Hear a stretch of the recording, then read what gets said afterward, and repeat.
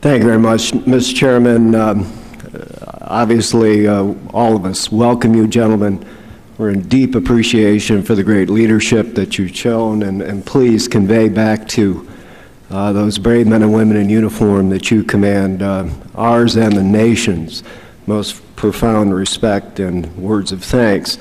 Mr. Chairman, as always, you've kind of encapsulated this very important hearing. It's certainly, in my judgment, one of the more critical ones we hold on an annual basis. We're always very happy that our great leaders can be here in person, join us to cover the broad range of items, some of which you've outlined. Mr. Chairman, I'd ask that my entire statement be entered into the record in its entirety.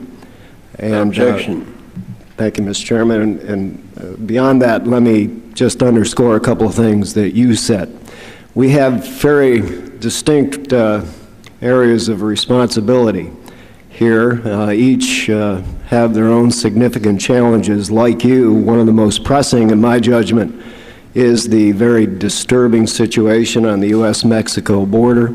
I share your concern, as I do many others in this nation, Mr. Chairman, regarding that widening drug war, the possible reach of cartels into America's border town, and it's gotten to the extent where even just last week the President has stated that he's at least considering deploying National Guard troops along that southern border. And like you, Mr. Chairman, I'm very interested, and I hope we get the opportunity today to discuss a bit about that circumstance and the way forward.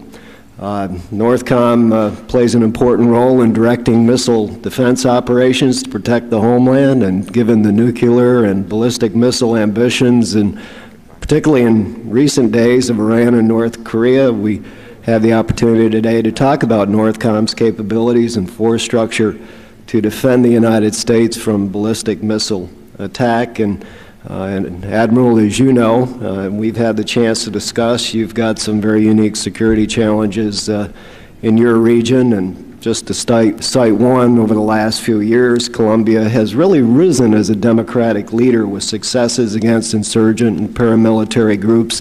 That is due in no small measure to the people under your command and the support of this nation in those efforts. But for all of that, the drug production and trafficking are still a very significant challenge for that nation, and I think it's important for us to hear what we need to do to best support what I would argue is one of our most stalwart allies in South America and, in fact, in this hemisphere.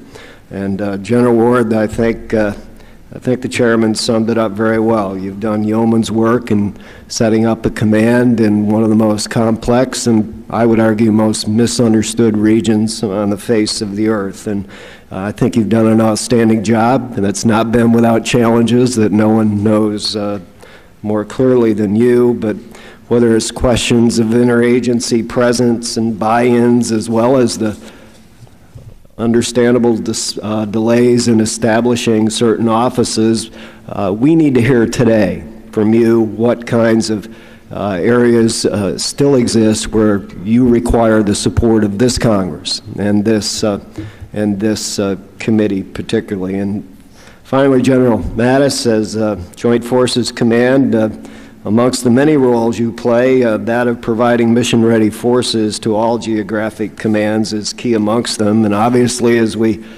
draw down troops out of Iraq and begin to build up into Afghanistan, the demand and increase of support functions and those kinds of mission personnel is going to be even more critical, and the challenge that you face in meeting that as the supplier of forces is so vital, obviously, to those missions, but to us as well. And I hope you'll be able to give us an idea how you're going to meet that growing requirement for support functions in Afghanistan and still meet the enduring requirement as it may exist in Iraq. So a lot on our plate here, Mr. Chairman, as you and I both agree.